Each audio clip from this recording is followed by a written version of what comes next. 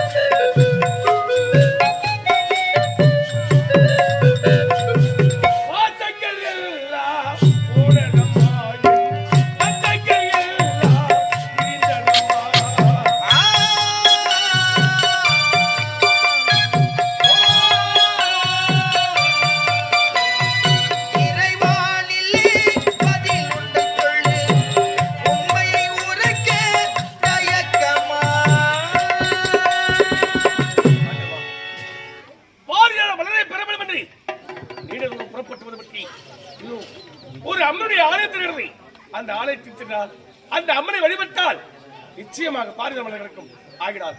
இப்பொழுது அந்த அம்மனை மனதார வணங்கலாம். அம்மா உலகை காக்கும் மையவழி உள்ள கவர்ந்த மலைமலை நிகழமாக யாத்திரை வேண்டும். அம்மா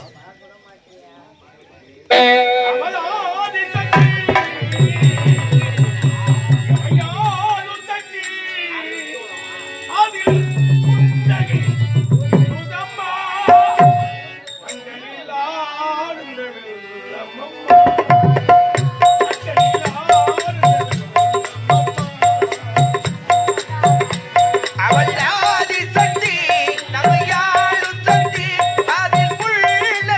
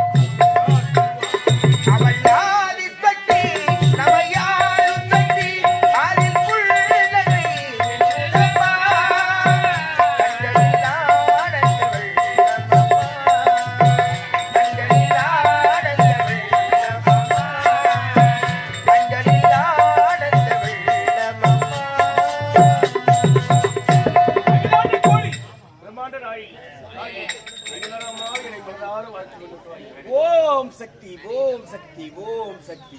ஆனந்தா, வெகு நாட்களாக என்னையே வணங்கி வர காரணம் என்ன? உங்களையே குலத்தை வெகு நாட்களாகி வணங்கி வரவே காரணம் தெரியும். என்ன காரணம்? ஒரு பெண்ணாகப்பட்டவருக்கு ஒரு முருகனால் கொடுக்கப்பட்ட சாபத்தினால் கட்பார்வை எழுந்தி கண் தெரியாமல் அழிந்து கொடுத்தார். ஆகிறார் அவளுக்கு கட்பார்வை அளிக்கப்படுவதால் மனிதன் ஆண்டுக்கு உறவான வளர்ச்சிய மலர் அந்த மலரானது பூத்தமணி நானாக தன்னுடைய பாதத்திலிருந்து விடுமா அந்த மலரை அதிலிருந்து ஒரு சாலை எடுத்து அவள் கட்டிலை விட்டால் பாதை கிடைக்கும் என்று நகமணி மேல் சாபத்தில் உபயோகப்படுத்தினார். ஆகிறார் பாரியத மலரை கேள்வி உங்களை நாடி வந்திருக்கிறோமா பக்தா, அந்த பாரிஜாத மலரை இப்பொழுது என்னிடமிருந்து எடுத்துச் சென்று அந்த பெண்ணிற்கு பார்வை வர செய்ய போகின்றார். அப்படிதானே? ஒரு பெண்ணின் மனது ஒரு பெண்ணிற்கு தான் தெரியும் என்று உரைப்பார்கள். அப்படி இருக்க அந்த பாரிஜாத மலரை நான் இப்போதே உனக்கு கொடுக்கின்றேன். நீ எடுத்துச் சென்று அந்த பெண்ணிற்கு பார்வை வர செய்யுமாறு செய்ய வேண்டும். ஆகட்டும்.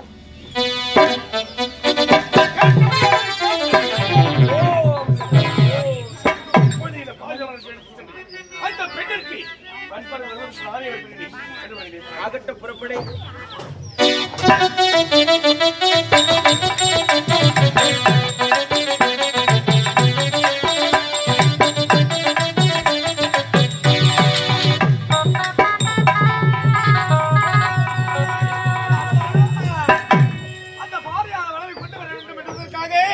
என்னுடைய அண்ணனோ சென்று வெகு நாட்கள் ஆகின்றது. அங்கு எங்கு நடந்ததோ ஏது நடந்ததோ என்று ஒன்றுமே முடியாது.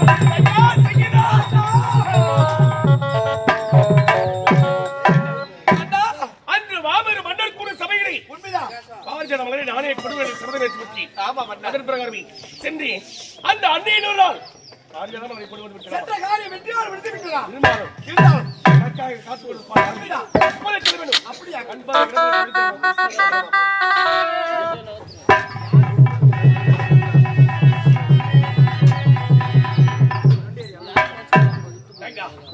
நம்முடைய வாழ்க்கையை நிலைமை பார்த்தறியா? நாட்டு மன்னர் சந்தேகம் உண்டு. உண்மைதான். நம் இருவரையும் தவறாக நினைத்துக் கொள்றோமா? அந்த தவறை போக்க வேண்டும். அண்ணா இப்பொழுதே ஆனந்தி சொல்லுகிறோம். உண்மைதான். சந்தேகம் கொள்பவர்கள் கண்ணீரை காணாமல் ஓய்ந்ததுமில்லை. அவர் கண் மூடி தலையணியில் சாய்ந்ததும் இல்லையே